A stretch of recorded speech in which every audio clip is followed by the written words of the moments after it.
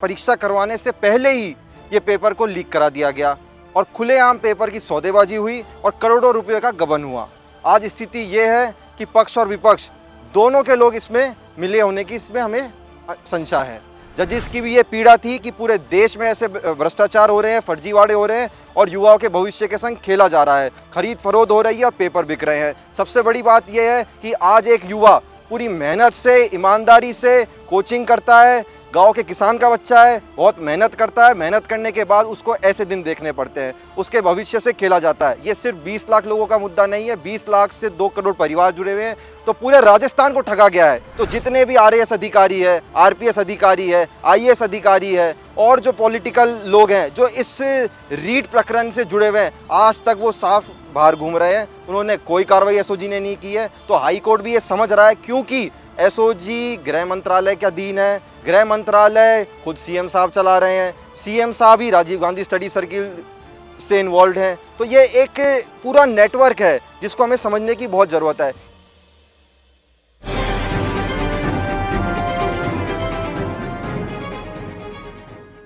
दोस्तों नमस्कार, मेरा नाम संतोष पांडे है और आप देख रहे हैं पोल टॉक। इसमें मैं हूँ राजस्थान की राजधानी जयपुर में। आज मैं आपको एक ऐसे शख्स से मिलवाने जा रहा हूँ जिन्होंने राजस्थान में रीट परीक्षा में अपील की और वो परीक्षा ऐसी थी जो यहाँ पर लाखों बच्चों के भविष्य का मामला था, उसमें खिलवाड़ हुआ, उसमें कई बातें ऐसे सामने आई जो आपने देखा होगा, समझा होगा। लेकिन आज हम मिलवाने जा रहे हैं उनसे जिन्होंने इसके खिलाफ, इसके पक्ष में जा कर के कि जो ये मामला हुआ है उसमें उन्होंने कोर्ट में याचिका दायर की है और उसका जो एक पूरा मसला है, क्या मामला है और क्या कोर्ट में चल रहा है, इन तमाम चीज़ों पर आप उनसे जानेंगे, समझेंगे कि वाकई में जो रीट परीक्षा दिए हुए जो बच्चे थे जिनकी पेपर लीक हुए और पेपर दोबारा अगर फिर से होता तो उनको शायद नौकरी भी मिलने के चांसेस बन जाते। आइए समझते हैं आयुष मल से जिन्होंने इसमें पूरा एक रीट दायर किया है। एबीवीपी जो है वो इसकी पार्टी है, उसकी पार्टी का पूरा मामला यही देख रहे हैं आयुष मल, और इसे समझते हैं कि कोर्ट में क्या चल रहा है। आयुष, जिस तरह का मामला राजस्थान में हुआ है, आप युवा हैं और आपके मन में ये सवाल आता होगा कि नौकरियां आती हैं और ये कहा जाता है कि बेरोजगारी का दर बढ़ता जा रहा है, चाहे कोई भी राज्य हो। ये सरकार कहती है केंद्र सरकार रोजगार अच्छे से नहीं दे पा रही है। अशोक गहलोत की सरकार, अशोक गहलोत की जो पार्टी के लोग हैं लगातार ये आरोप लगाते हैं कि प्रधानमंत्री नरेंद्र मोदी की सरकार रोजगार नहीं दे पा रही है। इन्होंने रोजगार देने का प्रयास किया लेकिन पेपर लीक हो गया। अब ज़रा समझाइए कि इसमें आगे अपडेट क्या है, चूँकि जो रीट को जानते हैं, जो लोग जुड़े हैं उससे, वो बहुत परेशान होते हैं कि अब कब उनका क्या होगा, क्या नहीं होने वाला है। तो ज़रा पूरा समझाइए इस पूरे मामले को। रीट राजस्थान का सबसे बड़ा परीक्षा है जिससे टीचर्स की भर्ती होती है।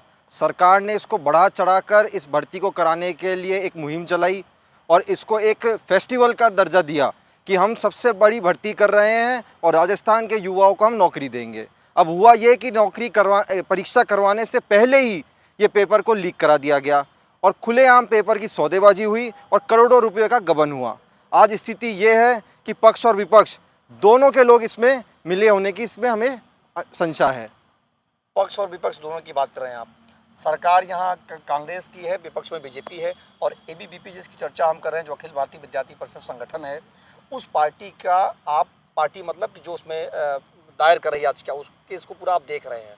आप हाई कोर्ट में चीज़ों को देख रहे हैं। ये बताइए कि कहते हैं कि न्याय बहुत देर से मिलने वाला न्याय किसी काम का नहीं होता है, बेकार होता है वो। आपको क्या लग रहा है कि आप कितनी जल्दी चीज़ों को सही कर पाएंगे, कितनी जल्दी न्याय आ पाएगा? वो जो बातें हुई, जो आपने बताया कि दोनों मिले हुए हैं, ज़रा इसको समझाइए थोड़ा स्पष्ट रूप से कि कैसे जो आपको जो स्टूडेंट देख रहा हो वो कैसे समझ पाएगा कि आखिर हो क्या रहा है इसमें। देखिए, अखिल भारतीय विद्यार्थी परिषद जो एक स्वतंत्र संगठन है, 1949 से इस देश में वो स्टूडेंट्स के लिए लड़ाई लड़ रहा है। हम लोगों ने इसमें एक जनहित याचिका राजस्थान उच्च न्यायालय की डबल बेंच की खंडपीठ के समक्ष रखी। सबसे बड़ी बात यह है कि हम हाई कोर्ट क्यों गए। हाई कोर्ट हम इसलिए गए क्योंकि विधानसभा के पतन पर भी ये मुद्दा काफ़ी चला, मगर विधानसभा में भी जब हमें लगा कि कुछ नहीं हुआ, सड़कों पर भी आंदोलन हुआ, जब हमें लगा कि कुछ नहीं हुआ, तब हमने हाई कोर्ट का दरवाज़ा खटखटाया। हमारी जीत तभी हो गई जब आज ये पूरे प्रकरण जो एसओजी है, जो राजस्थान पुलिस की एक स्पेशलाइज एजेंसी है, उसकी जांच की सुपरविजन राजस्थान उच्च न्यायालय के जजिस कर रहे हैं।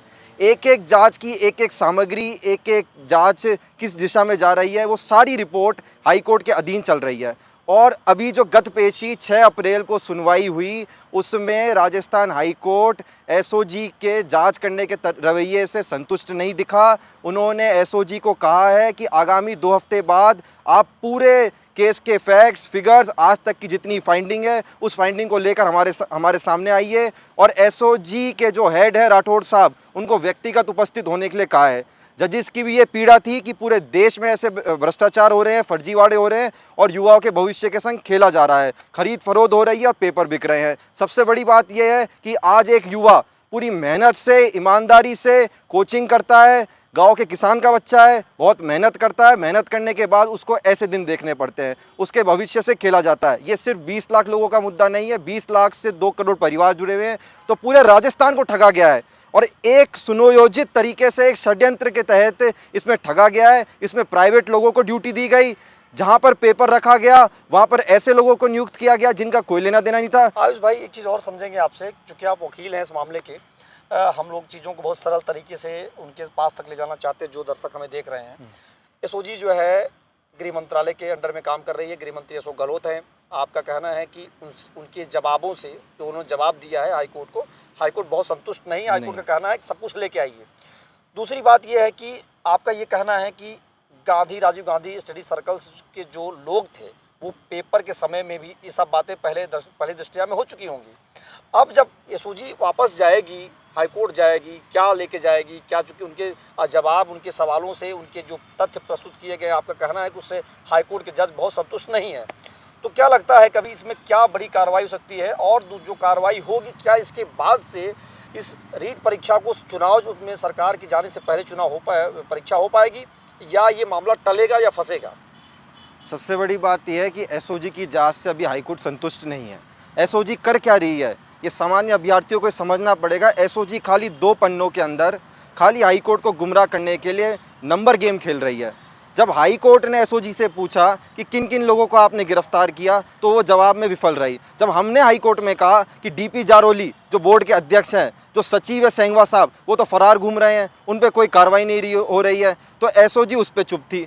तो जितने भी आरएएस अधिकारी है, आरपीएस अधिकारी है, आईएएस अधिकारी है और जो पॉलिटिकल लोग हैं जो इस रीट प्रकरण से जुड़े हुए हैं, आज तक वो साफ बाहर घूम रहे हैं। उन्होंने कोई कार्रवाई एसओजी ने नहीं की है। तो हाईकोर्ट भी ये समझ रहा है, क्योंकि एसओजी गृह मंत्रालय के अधीन है, गृह मंत्रालय खुद सीएम साहब चला रहे हैं, सीएम साहब ही राजीव गांधी स्टडी सर्किल से इन्वॉल्व हैं। तो ये एक पूरा नेटवर्क है जिसको हमें समझने की बहुत ज़रूरत है। इसलिए हमको पूरी आशा है कि हाई कोर्ट इसमें दखल देगा और इसकी जांच किसी केंद्रीय संस्थान से होकर रहेगी। और अभी लेवल 2 का पेपर रद्द हुआ है, आगामी सुनवाई पर लेवल 1 भी रद्द होने की पूरी आशा है। एक चीज़ बताइए, आप हाई कोर्ट में जा रहे हैं, प्रैक्टिस चीज़ों की हो रही है, सब कुछ हो रही है, आप कह रहे हैं कि वहाँ सुनवाई भी हो रही है, 6 तारीख को सुनवाई भी हुई। क्या हाई कोर्ट से आपने ये अपील की कि जो लोग यहाँ इन्वॉल्व हैं, जो एसओजी है, जो लोग काम कर रहे हैं, उनसे ये साफ नहीं हो पाएगा, इसके लिए कोई एक कमेटी बनाई जाए या सीबीआई से जांच कराई जाए? लेकिन उसका प्रोसेस जो है बहुत लंबा हो सकता है और तब तक चुनाव भी आ जाएगा, 1 साल बाद चुनाव भी है। तो जो बच्चे हमें देख रहे हैं, जो सुन रहे हैं आपकी बातें, जो समझ रहे हैं, जो आपसे उम्मीदें हैं लोगों को, भाई आयुष लड़ रहे हैं केस को और आगे ले जाएंगे, उनके लिए कैसे समझ पा रहे हैं आपकी, ये जल्दी हो पाएगा या इसमें टाइम टेकिंग? क्योंकि ये चीज़ें फंस जाती हैं तो टाइम लगने लगता है, बाद में सरकारें फिर, जैसे आप यूपी में देखिए, सरकार आने के बाद परीक्षा हुई और उसका आज जाकर रिजल्ट हो पाया। तो इसमें समय जो लगता है आयुष जी, वो कैसे ख़त्म किया जाएगा, उसको कैसे आप मैनेज कर पाएंगे? आपका बहुत अच्छा सवाल है, मगर इसमें मैं आपको बताना चाहूँगा कि हाईकोर्ट इस पूरे केस की मॉनिटरिंग कर रहा है। हाईकोर्ट ने इस पूरे केस का सुपरविजन अपने अंडर ले लिया है। तो हाईकोर्ट इसको बहुत ही अर्जेंट नीड पे देख रहा है इस केस को, बाकी मुकदमों के तरह इसको लाइटली नहीं ले रहा है। न्यायाधीशों ने खुद अपनी पीड़ा व्यक्त की है कि हम इसको एकदम सीरियसली, इस केस को हम देख रहे हैं और ये मेरा मानना है कि जल्द ही इसका निर्णय आएगा, क्योंकि उन्होंने मौखिक तौर पर भी एसओजी के खिलाफ टिप्पणी दी है कि आप निष्पक्ष तरीके से, बिना किसी के दबाव में, बिना किसी राजनीतिक संरक्षण के इसकी जांच करिए, क्योंकि उनकी पूरी निगरानी है उस केस के ऊपर। तो ये बहुत जल्द इसका निर्णय आएगा और आने वाले समय में ये पूरी प्रक्रिया रद्द होगी, केंद्रीय एजेंसी से इसकी जाँच होगी और बड़े से बड़े अधिकारी और मंत्री सराखों के पीछे होंगे। और जब ये सारी चीज़ें हो जाएगी, उसके बाद रीट की वापस से भर्ती होगी। अब एक सवाल आखिरी कर लेते हैं, चूँकि आप वकील हैं और चीज़ों को बहुत समझ रहे हैं, चीज़ों को देख रहे हैं। एक सवाल ये है मेरा कि पूरे दुनिया में, पूरे भारत में अगर आप घूमेंगे तो कई बार पेपर लीक, जो कहता है लीकेज हो जाता है। कहीं किसी राज्य में 28 बार हो रहा है, किसी राज्य में 50 बार हो रहा है, किसी राज्य में 50 बार से ज़्यादा हो जा रहा है, किसी राज्य में लगातार लीक हो रहा है। पेपर लीक के मामले में कई जगहों पत्रकार जेल में पड़े हुए हैं। आपको क्या लगता है कि हाईकोर्ट इस मसले को लेकर के बहुत संजीदा है? दूसरी बात, सरकार संजीदा आपको नहीं लगती है? आप कह रहे पक्ष, दोनों पक्ष जो है मिले हुए हैं। जो आपकी पैरवी हो रही है उससे आपको क्या उम्मीद है? दूसरी बात, मैं ये दर्शकों के लिए पूछना चाहूँगा जो आपको देख रहे होंगे, उनके लिए ये कि उनको क्या उम्मीद बढ़ाया जाए कि नहीं अब आपका ये काम ऐसे हो जाएगा?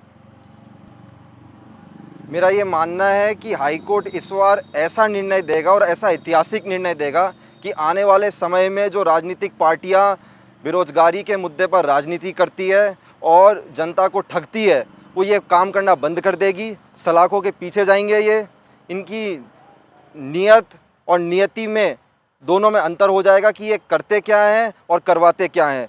ये पहले तो कहते हैं कि हम सबसे बड़ा आयोजन कर रहे हैं, हम पेपर करा रहे हैं, और उसी पेपर को लोगों को बेचते हैं और बेचने के बाद नियुक्ति भी नहीं देते हैं। तो आने वाले समय में आप देखेंगे कि राजस्थान उच्च न्यायालय एक इसमें बेहतरीन जजमेंट देगा, जिससे ये सारी चीज़ें, ये जो एम्बिग्यूटी समाज में चल रही है, ये ख़त्म हो जाएगी। क्योंकि ये पेपर लीक की घटना सिर्फ राजस्थान प्रदेश की नहीं है, ये पूरे देश के अनेकों प्रांतों में ये रोज़ाना की ये घटना है। तो इसलिए हमें पूरी आशा है कि हाई कोर्ट से हमें रिलीफ मिलेगा। तो हमारे साथ थे आयुष मल, जो बता रहे थे कि रीट परीक्षा किस तरीके से हुई और परीक्षा के बाद जो धांधली हुई, जो बदमाशियां की गई, जो सारी लापरवाहियां की गई, उसके नतीजे आपके सामने हैं। और इनका कहना है कि सरकार, पक्ष विपक्ष दोनों, विधानसभा में जब पटल पर बातें रखी गई तो वो बात बहुत साफ नहीं हो पाई, जिससे इन्हें लगा कि इनको जाना चाहिए और ये मामले को लेकर के हाईकोर्ट गए हैं। इनको उम्मीद है कि हाईकोर्ट बहुत जल्दी इस पर बढ़िया फैसला देगी। इनका कह रहा ऐतिहासिक फैसला होगा जो पूरा देश देखेगा। तो मुझे लगता है कि रीट की परीक्षा के साथ साथ उन बच्चों के साथ न्याय भी मिल पाएगा जो बच्चे परेशान हुए। 20 लाख बच्चे हैं जो परीक्षा देने गए थे और उनकी परीक्षाएं लीक हुई और बाद में उनको अभी भी इंतजार करना पड़ रहा है। नौकरी बेरोजगारी का जो एक आलम है वो दोनों तरफ बढ़ा हुआ है, चाहे सरकार किसी की हो, सरकारें मनमानी करती हैं। तो मुझे उम्मीद है कि उन बच्चों के लिए आयुष की लड़ाई जारी रहेगी और आप देखते रहिए पोल टॉक।